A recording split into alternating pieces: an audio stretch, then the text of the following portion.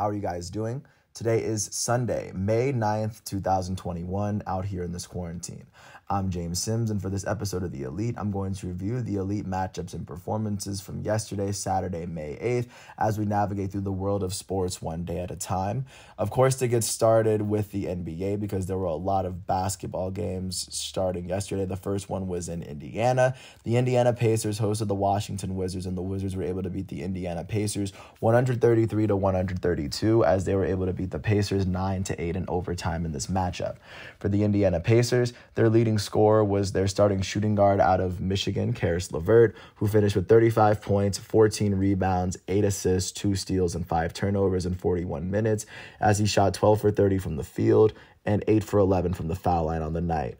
Their all-star power forward, Domantas Sabonis, would finish with 30 points, 13 rebounds, 13 assists, and 3 steals in 43 minutes as he shot 12 for 21 from the field and 6 for 7 from the foul line.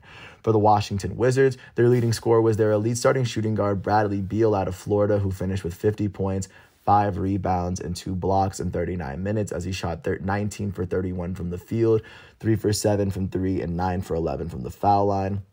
Alongside him in the starting lineup, Russell Westbrook would tie Oscar Robertson for the most triple-doubles in NBA history, as he put up 33 points, 19 rebounds, 15 assists, 2 blocks, and 7 turnovers in 44 minutes, as he shot 11 for 26 from the field, 3 for 7 from 3, and 8 for 9 from the foul line on the night. With this win, the Washington Wizards are now 32-36, and with this loss, the Indiana Pacers are now 31-36. Looking out to the other primetime game of the night, the Denver Nuggets hosted the Brooklyn Nets, and this game was on NBA TV. And in this matchup, the Nets would beat the Nuggets 125-119 after they went on to outscore the Nuggets by 13 in the fourth quarter. And by 21 in the entire second half as a whole. For the Denver Nuggets in this matchup, their leading scorer was their elite starting center, Nikola Jokic, who finished with 29 points, 7 rebounds, and 6 assists, as well as 5 turnovers in 37 minutes, as he shot 10 for 21 from the field and a perfect 9 for 9 from the foul line. Their starting small forward, Michael Porter Jr., would finish with 28 points, 4 rebounds, and a couple of steals in 34 minutes as he shot 11 for 17 from the field and 6 for 10 from 3. For the Brooklyn Nets in this matchup, their leading scorer would be their goated starting point or power forward, Kevin Durant, who finished with 33 points, 11 rebounds, 7 assists, 2 steals, and 2 blocks, as well as 5 turnovers in 41 minutes, as he shot 9 for 14 from the field, 3 for 6 from 3, and 12 for 13 from the foul line.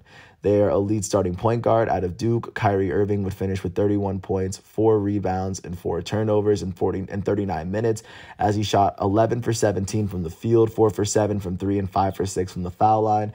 And their elite starting power forward, Blake Griffin, would finish with 20 points, 2 rebounds, 3 assists, and 2 steals in 27 minutes, as Blake Griffin would finish 8 for 10 from the field and 4 for 6 from the foul line. With this win, the Brooklyn Nets are now 44-24, and with this loss, the Denver Nuggets are also 44-24. Looking at the games that weren't on primetime yesterday, jumping out to Philadelphia, the Philadelphia 76ers were able to beat the Detroit Pistons 118-104 to pick up their 47th win of the season after they outscored Detroit by 17 points in the fourth quarter. For the Pistons, their leading scorers were their 2 starting small forwards. Their small forward out of Notre Dame, Jeremy Grant, would finish with 14 points and 2 blocks in 24 minutes as he shot 5 for 10 from the field and 4 for 6 from the foul line. And their starting small forward out of Villanova, Saddiq Bey, would finish with 14 points and 7 rebounds in 24 minutes as he shot 6 for 10 from the field and 1 for 1 from the foul line.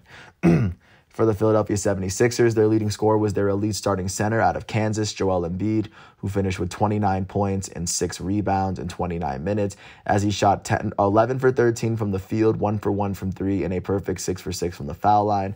And their starting point guard, Tyrese Maxey, would finish with 22 points, 5 rebounds, and a couple of steals in 35 minutes as he shot 7 for 11 from the field, 2 for 3 from 3, and 6 for 7 from the foul line. With this win, the Philadelphia 76ers are now 47-21, and with this loss, the Detroit Pistons are now 20-48 on the season. Jumping out to Florida, the Toronto Raptors hosted the Memphis Grizzlies, and the Grizzlies would beat the Raptors 119-99 as they outscored the Raptors by 9 points in the second half. For the Toronto Raptors in this matchup, their leading scorer would be their elite starting power forward, Pascal Siakam, who finished with 18 points, 3 rebounds, and 4 assists in 30 minutes, as he shot 8 for 21 from the field and 2 for 4 from the foul line. Alongside him, their starting shooting guard, Gary Trent Jr., also finished with 18 points, as he finished with 6 rebounds as well. In 36 minutes, he shot 5 for 20 from the field and 6 for 8 from the foul line. For the Memphis Grizzlies, their leading scorer was their starting power forward, Jaren Jackson Jr., who finished with 20 points, 4 rebounds, and 3 steals, as the Michigan State forward would shoot 7 for 17 from the field and a perfect 3 for 3 from the foul line. Alongside him, their elite starting point guard, Ja Morant, out of Murray State, would finish with 12 points, 7 rebounds, and 6 assists in 37 minutes, as he shot 3 for 7 from the field and 6 for 8 from the foul line. With this win, the Memphis Grizzlies are now 34-33. With this loss, the Toronto Raptors are now 27-41 on the season. Jumping out to Utah or Salt Lake City, the Utah Jazz were able to beat the Houston Rockets 124-116. The big difference in this matchup being the middle quarters, where they outscored the Rockets by 6 in the second and by 7 in the third. For the Rockets, their leading scorer would be their starting small forward, Kenyon Martin Jr., who finished with 27 points, 10 rebounds, and 2 steals in 39 minutes, as he shot 11 for 19 from the field, 4 for 8 from 3, and 1 for 2 from the foul line. Also tied with him for the team high coming off their bench was their forward, Kyrie Thomas. Kyrie Thomas would finish with 27 points of his own in 34 minutes, as he would finish with 5 rebounds, 5 steals, and 2 blocks in 34 minutes, as he shot 10 for 21 from the field and a perfect 3 for 3 from the foul line. For the Utah Jazz, their leading scorer would be their starting small forward, Georges Niang, who finished with 24 points and 2 steals in 24 minutes, as he shot 9 for 12 from the field and 6 for 8 from 3. Off the bench, their point guard, Jordan Clarkson, would finish with 21 points in 28 minutes, shooting 8 for 18 from the field and a perfect 3 for 3 from the line.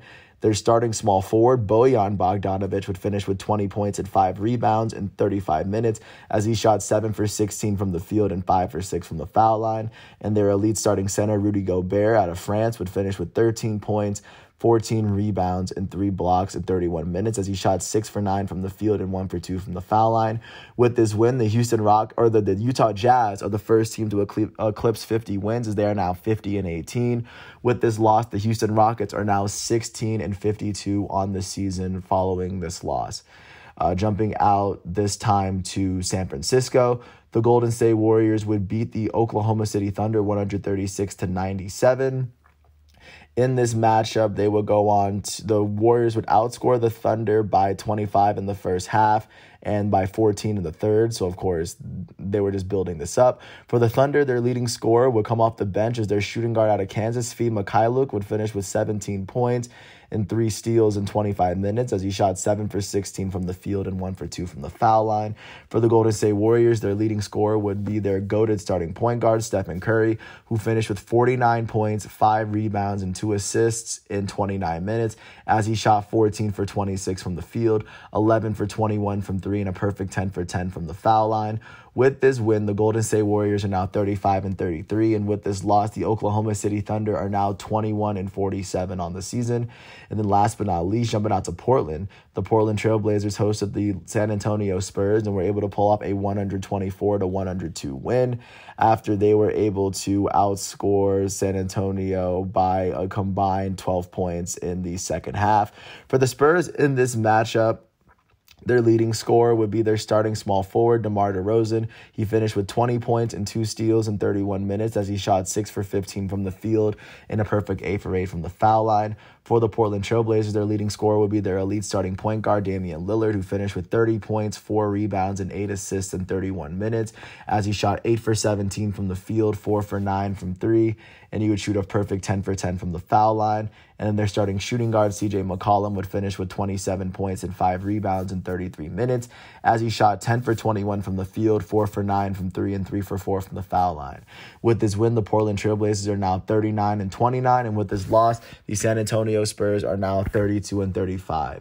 That is how the NBA is shaping up after those matchups. Really quickly, getting a quick glance into the NHL, because, of course, all these teams in the NHL have to stay within their own division to limit traveling. Starting off north of the border in Canada, The Ottawa Senators were able to beat the Winnipeg Jets 4-2 behind their left winger Stützle's 3 goals. With this win, they pick up their 22nd win of the season. Jumping out, staying north of the border in Toronto, the Toronto Maple Leafs were able to beat the Montreal Canadiens 3-2. And with this win, they picked up their 35th win of the season. Jumping out to the Eastern Division, the Boston Bruins hosted the New York Rangers. The Rangers were able to beat the Bruins 5-4 as Zibanejad, their center, would finish with 2 goals himself, and they picked up their 27th win of the season. Also, jumping out back up north, the Edmonton Oilers were able to beat the Vancouver Canucks 4-3 behind Connor McDavid's goal and 3 assists. Jumping back out to the east, the Penguins were able to beat the Buffalo Sabres 1-0 as their only goal came from their center Carter. The New York Islanders were able to beat the New Jersey Devils 5-1 as they picked up their 32nd win of the season. And the Washington Capitals would beat the Philadelphia Flyers 2-1 as they picked up their 35th win of the season. Jumping out to the Central, the Columbus Blue Jackets beat the Detroit Red Wings 5-4 as they picked up their 18th win of the season. The Nashville Predators beat the Carolina Hurricanes as they won their 30th game of the season. And then jumping out west, the Minnesota Wild beat the Anaheim Ducks 4-3 to pick up their 35th win of the season. The Las Vegas Golden Knights were able to beat the St. Louis Blues to pick up their 39th win of the season as their right winger Smith picked up a hat trick. The Colorado Avalanche were able to go to Los Angeles to beat the Kings 3-2 as Taves finished with 2 goals himself. And then the San Jose Sharks hosted the Arizona Coyotes as the Coyotes were able to beat the Sharks 5-4 in overtime to pick up their 24th win of the season. That is what the NHL is looking like following yesterday's matchups. Really quickly glancing at what's going on in the MLB. Starting off in New York, the Yankees hosted the Washington Nationals as they were able to pull up a 4-3 win, scoring 3 of their 4 runs in the 9th, 10th, and 11th inning. For the Washington Nationals in this matchup, the start would go to their goated starting pitcher, Max Scherzer, who would allow only 1 earned run in 7.1 innings pitched as he struck out 14 batters on the day. The loss would go to the Nationals relief pitcher, Tanner Rainey. Rainey would allow 1 run and not even register a single out on the day. With this loss, Rainey is 0-2 as a starting pitcher for Washington. In their batting lineup, the only player that had more than 1 hit was their center fielder, Victor Robles, who would go 3-for-4 with a run on the day. For the New York Yankees, the start would go to their elite starting pitcher, Corey Kluber, who allowed 2 earned runs in 5.2 innings pitched as he struck out 6 on the day. He would not get the decision, but the decision would go to Yankees relief pitcher Justin Wilson. Wilson would allow no earned runs and strike out 2 batters in the inning that he pitched. With this win, he is now 1-0 as a relief pitcher for New York. In their batting lineup, their elite shortstop, Gleyber Torres, would go 2-for-5 with 2 RBIs for himself. And with this win, the New York Yankees are now 17-16 on the season. And with this loss, the Washington Nationals are now 13-16. Jumping out to St. Louis, the St. Louis Cardinals hosted the Colorado Rockies and were able to pull up a 9-8 win at home. For the Colorado Rockies, the start and the loss will go to Chichi Gonzalez, who allowed 7 earned runs in 4 innings pitched as he struck out a batter on the day. With this loss, Gonzalez is 1-1 as a starting pitcher this season. In their lineup, their left fielder, Raimel Tapia, will go 2-for-4 with an RBI and 2 runs, and as he was able to walk a batter today as well. Their elite right fielder, Charlie Blackmon, will go 3-for-4 with 2 RBIs and a run for himself. Those are the only 2 players with more than 1 hit on the Rockies. For the St. Louis Cardinals, the start and the win will go to Carlos Martinez. Carlos Martinez would allow 5 earned runs in 5 innings pitched as he struck out 2 batters on the day. With this win, he is 3-4 on the season, and Alex Reyes would pick up his 10th save for St. Louis as he allowed 1 earned run in 1.2 innings pitched as he struck out 3. In their batting lineup, their right fielder, Dylan Carlson, would go 2-for-3 with 3 runs. Their elite first baseman, Paul Goldschmidt, will go 3-for-5 with 3 RBIs and 3 runs as he hit his 5th home run of the season. Their shortstop, Paul DeJong, will go 2-for-3 with 2 RBIs and a run for himself. And their future Hall of Fame catcher, Yadier Molina, will go 1-for-4 as he finished with 3 RBIs for himself as well. With this win, the St. Louis Cardinals are now 20-14. And with this loss, the Colorado Rockies are now 12-21. Jumping out to Wrigley, the Chicago Cubs hosted the Pittsburgh Pirates and were able to pull off a 3-2 win at home. For the Pittsburgh Pirates in this matchup, The start would end up going to Will Crow. Will Crow would allow 2 earned runs in 6 innings pitches. He struck out 5. He would not get the decision. The loss would go to their first relief pitcher, Sam Howard, who would allow 1 earned run in the .2 innings that he pitched. He struck out 2. With this loss, Sam Howard is 2-2 as a relief pitcher for Pittsburgh. Their second baseman, Adam Frazier, would go 3 for 4 as he walked once. And then their third baseman, Eric Gonzalez, would go 2 for 4 with a run, as those were the only 2 players with more than 1 hit. For the Chicago Cubs, the start will go to Trevor Williams, who allowed 2 earned runs in 4 innings pitched as he struck out 6 batters on the day. And the win will go to their first relief pitcher, Keegan Thompson, who allowed no earned runs in 3 innings pitched as he struck out nobody, but he still picked up his first win of the season. And the save will go to their elite closer, Craig Kimbrell, who allowed no earned runs in the one inning that he pitched as he was unable to strike out a batter. That's his 6th save. In their batting lineup, no one on the team would have more than 1 hit, but at the end of the day, the Cubs would pick up their 17th win of the season. They're now 17-6, and with this loss, the Pittsburgh Pirates are now 13-19. Jumping out to San Francisco, the San Francisco Giants hosted the San Diego Padres and were able to pull off a 7-1 win as Kevin Gausman picked up his 3rd win of the season. For San Diego, the start and the loss would go to Joe Musgrove, who allowed 4 earned runs in 5 innings pitched as he struck out 7 batters on the day. With this loss, Joe Musgrove is 2-4 as a starting pitcher for San Diego. In their batting lineup, their elite shortstop, Fernando Tatis Jr., would go 2 for 4 on the day. And then their second baseman, Jake Cronenworth, would go 2 for 4 with a run. For the San Francisco Giants, the start and the win will go to Kevin Gausman, who would allow 1 earned run in 6 innings pitched as he struck out 7 on the day. With this win, Kevin Gausman is now 3-0 as a starting pitcher. Their pinch-hitting left fielder, Austin Slater, would end up going 2 for 2 with 3 RBIs and a run for himself as he hit his 4th home run of the season. Their first baseman, Brandon Belt, would go 2 for 2 with an RBI and 2 runs as well as a walk. Brandon Belt would hit his 7th home run of the season. And then their center fielder, who in this game was Steven Duggar, would go 2 for 4 with a run. With this win, the San Francisco Giants are 20-13. And as they are the first team in the National League West to cross the 20-win threshold. And with this loss, the San Diego Padres are now 18-16. Jumping out to Oakland, staying within the Bay, but jumping out to Oakland, the Oakland Athletics were able to beat the Tampa Bay Rays 6-3 yesterday as 3 of their runs came in the 7th and 8th inning. For the Tampa Bay Rays in this matchup, the start and the loss would go to their starting pitcher, Tyler Glasnow. Glasnow would allow 3 earned runs in 5.2 innings pitched as he struck out 11 batters on the day. With this loss, he is 4-2 as a starting pitcher on the season. Their elite left fielder, Randy Arozarena, will go 2 for 4. Their second baseman, Brandon Lau, will go 2 for 5 with 2 RBIs and a run as he hit his 6th home run of the season. Those are the only 2 players with multiple hits on the Rays. For the Oakland Athletics, the start and the win will go to Frankie Montas, who allowed 2 earned runs in 5.1 innings pitched as he struck out 6 on the day.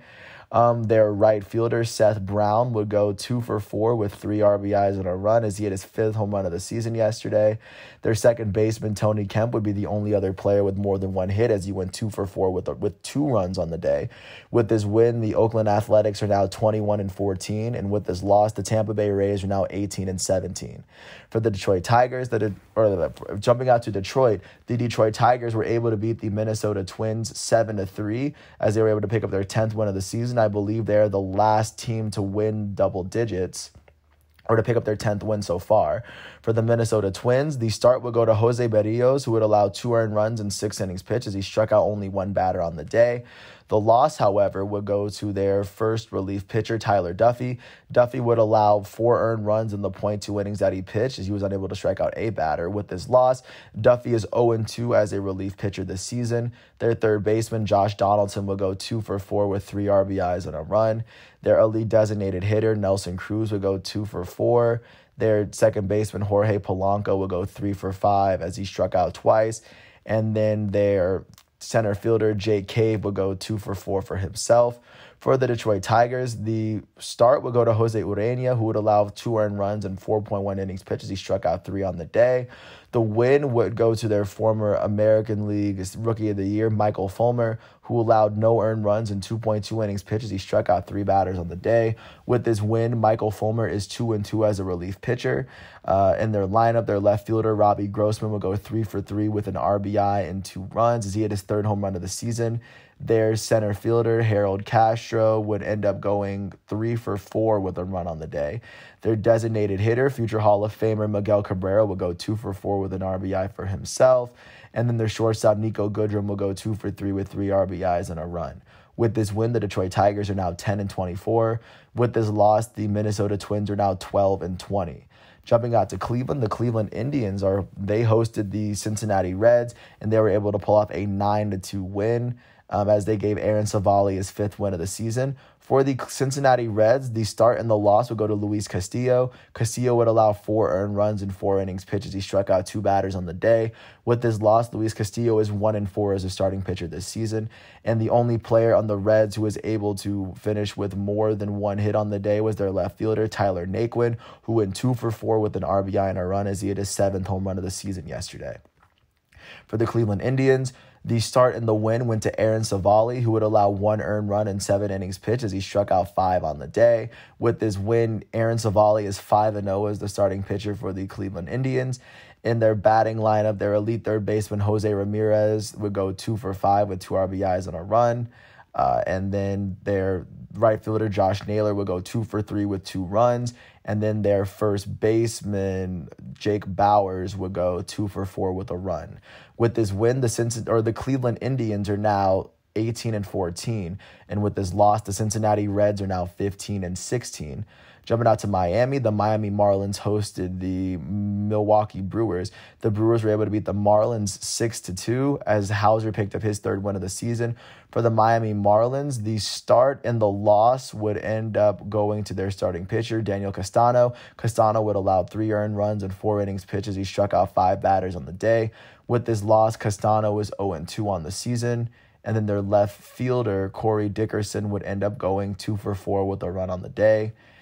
For the Milwaukee Brewers, the start and the win would end up going to Adrian Hauser. Hauser would allow 2 earned runs and 6 innings pitched as he struck out 10 batters on the day.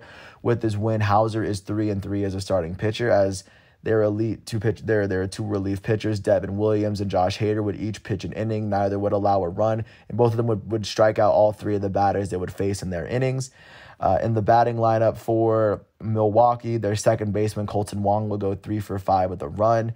Their right fielder, Avisail Garcia, would be the only other player that had more than 1 hit as he went 3 for 5 with 2 RBIs and a run. And also Adrian Hauser would go 1 for 3 with an RBI and a run as he had his 2nd home run of the season as a starting pitcher. With this win, the Milwaukee Brewers are now 18-16, and with this loss, the Miami Marlins are now 15-17.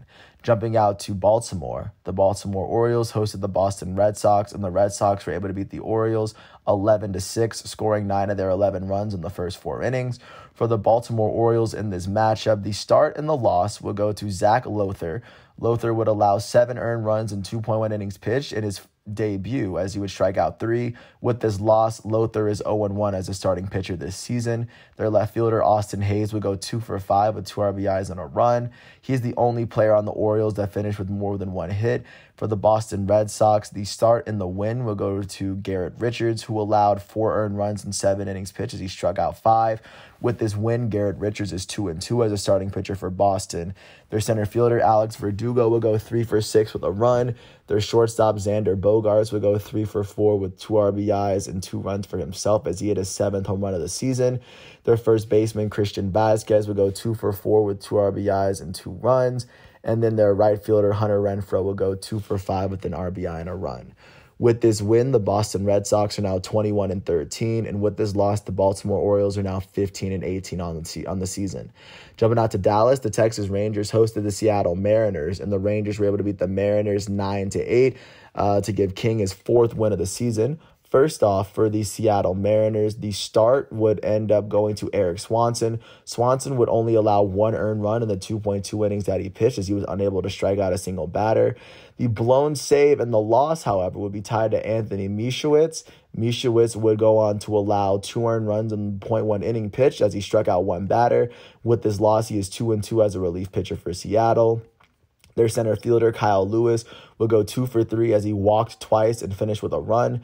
Their third baseman, Kyle Seager, will go 2 for 4 with an RBI and a run, as he walked once as well.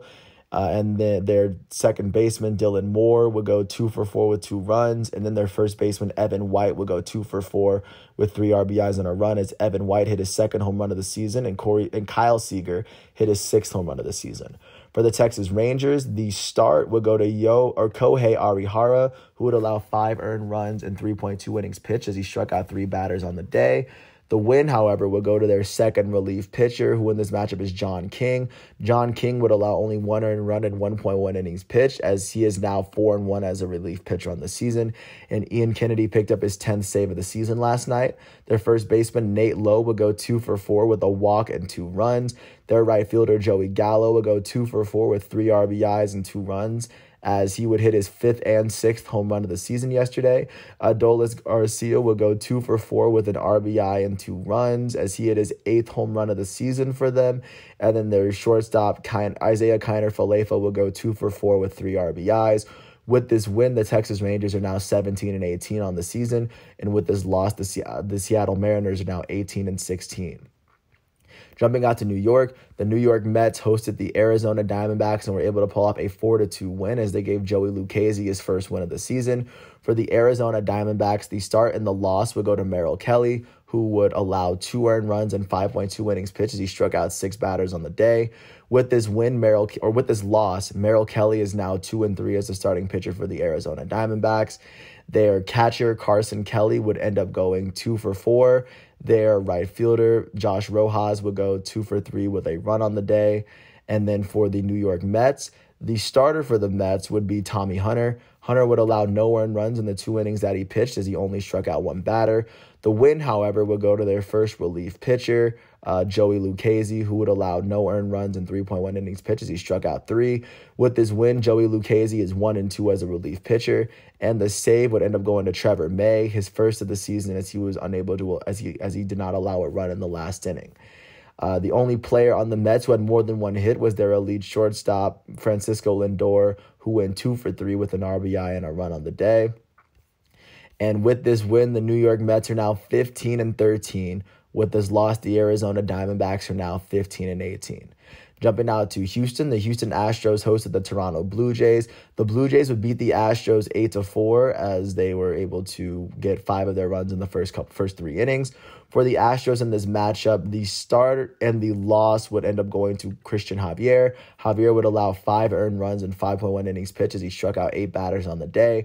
With this loss, Javier is 3-1 as the starting pitcher for the Astros.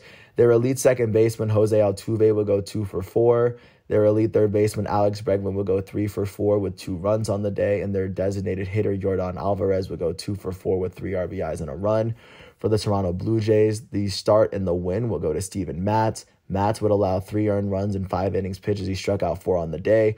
With this win, Steven Matz is 5-2 as a starting pitcher on the season. And nobody on the team was able to log more than 1 hit, but their second baseman, Marcus Semien, would hit his 8th home run of the season, as he went 1 for 4 with 3 RBIs and 2 runs. With this win, the Toronto Blue Jays are now 17-15, and with this loss, the Houston Astros are 17-16. Jumping out to Kansas City, the Kansas City Royals hosted the Chicago White Sox, and the White Sox would beat the Royals 9-1 after scoring 8 runs in the 9th inning, giving Lance Lynn a pocket win. For the Kansas City Royals in this matchup, the start and the loss will go to Daniel Lynch. In his debut, as he would allow 8 earned runs and 0.2 innings pitched, as he was unable to strike out a batter. With this loss, he is 0-1 as a relief pitcher, or as a starting pitcher so far this season. In their batting lineup, the only player that had more than 1 hit was their first baseman, Carlos Santana, who went 2 for 2 with 2 walks. For the Chicago White Sox, the start and the win went to Lance Lynn. That rhymed. He would allow no earned runs and 5 innings pitched, would only allow 1 hit, as he struck out 6 batters and walked 4. With this win, Lance Lynn is 3-1 on the season as a starting pitcher. Their elite shortstop, Tim Anderson, will go 2 for 5 with 2 runs. Their second baseman, Nick Madrigal, will go 2 for 5 with a run. Their third baseman, Yoan Moncada, will go 2 for 5 with 3 RBIs and a run. And then their center fielder, Lurie Garcia, will go 2 for 4 with an RBI and a run. With this win, the Chicago White Sox are now 18-13, and with this loss, the Kansas City Royals are now 16-16. Jumping out to Atlanta for a game that went all the way down to the 12th inning, the Atlanta Braves would beat the Philadelphia Phillies 8-7 after outscoring the Phillies 4-5 or 5-4 in extra innings. For the Phillies in this matchup, the start will go to Vince Velasquez. Velasquez would allow 1 earned run in 5.1 innings pitched as he struck out 6 batters on the day. The loss, however, will go to their relief pitcher, Aniel de los Santos, as he would allow 3 earned runs, 4 total, as he was unable to log a single out. He is now 0-1 as a relief pitcher for the Phillies. In their batting lineup, their left fielder, former National League MVP Andrew McCutchen, will go 3 for 5 with an RBI and a run. Their second baseman, Gene Segura, will go 3 for 4 with an RBI and a run for himself. And then their catcher, JT Realmuto, would be the only other player with more than 1 hit as he went 2 for 5 with an RBI and a run. Going back to Segura, Segura would hit his second home run of the season. For the Atlanta Braves in this matchup, the start will go to Ian Anderson, who would allow 3 earned runs and 6 innings pitched. He struck out 7 on the day. The win, however, would come in relief to Jacob Webb. Jacob Webb would allow only 1 earned run and 3 total in 1 inning pitched. He is now 1-1 as a relief pitcher for the Braves this season. In their batting lineup, nobody on the team, or the only player on the team that had more than 1 hit will be their pinch hitter for Ian Anderson, Edehire Adrianza, who will go 3 for 3 with an RBI and a run. And also for them, their elite first baseman, their reigning National League MVP, Freddie Freeman, will go 1 for 4 with an RBI and a run with 2 walks, as Freddie Freeman will go on to hit his 8th home run of the season yesterday. With this win, the Atlanta Braves are 16-7, and with this loss, the Philadelphia Phillies are 18-16. Last but not least, jumping out to Anaheim, the Los Angeles Angels hosted the Los Angeles Dodgers, and the Dodgers were able to beat the Angels 14-11, as the Angels scored all 11 of their runs in the 6th and 7th innings. It just wouldn't be enough, as they tried, but they just wouldn't be able to pull it off. For the Los Angeles Angels, the start and the loss would go to Dylan Bundy, who allowed 6 earned runs in 3.1 innings pitched as he struck out 3 on the day. With this loss, Dylan Bundy is 0-4. In their lineup, their pinch-hitting left fielder, John Jay, would end up going 2 for 3 with an RBI and 2 runs on the day. And then their first baseman, Jared Walsh, would go 2 for 4 with 3 RBIs and a run for himself. For the Los Angeles Dodgers, the start and the win would go to their goated starting pitcher, Clayton Kershaw. Kershaw would allow no earned runs in 5 innings pitched as he struck out 5 batters on the day. With this win, Kershaw is 5-3 on the season as Blake Trinan picked up the save, his first of the season, picking up 2 strikeouts. In their batting lineup, their elite right fielder, Mookie Betts, would go 2 for 3 with 4 RBIs and 2 runs. Their elite shortstop, Corey Seager, will go 3 for 4 with an RBI and 2 runs. Their first baseman, Max Muncy, will go 2 for 4 with 2 RBIs and a run. Their designated hitter, Will Smith, would go 2 for 6 with 3 RBIs and a run. And then their left fielder, Matt Beatty, would end up going 2 for 5 with 2 RBIs and 2 runs. With this win, the Los Angeles Dodgers are 18-16, and with this loss, the Los Angeles Angels are now 14-18. That's roughly everything that's going on with baseball. Before leaving the country, I think it's worth noting that that Canelo Alvarez was able to pick up another fight, and he won pretty convincingly. So of course that was also big news from yesterday. And then last but not least, looking out to see what's going on in the world of soccer and just to see how it shapes the leagues and how how the leagues are shaping up today. Starting off in Britain in the Premier League, Tottenham Hotspur went to Leeds United and they actually lost this game as Son Heung-min, their elite Korean forward, was the only player that scored for them. After this loss, Tottenham Hotspur currently sits 7th in the table as they now sit 24 points below first place Man City. Man City hosted Chelsea in what's going to be a possible preview for the Champions League final. And after a 92nd minute goal from Alonso, Chelsea will pull off a 2-1 win. For Man City, their only goal will come from their elite English forward, Raheem Sterling. With this win, Chelsea now holds the third best record in the Premier League as they sit 6 points behind second place Man U, and they now sit 1 point ahead of second place Leicester City.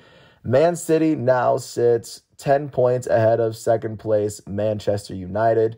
With a win, with a loss from Man City coming up or another win, Man City can very well clinch and win the Premier League. This was their chance to do it, but they still have the opportunity to. And also Liverpool hosted Southampton and was able to pull off a 2-0 win as they were able to get a goal in the 31st minute from their elite forward Sadio Mane and then a goal in the 90th minute from their elite center midfielder Thiago Alcantara. With this win, Liverpool now sits 6th in the table as they sit 1 point behind 5th place West Ham United and 2 points behind 4th place Leicester City.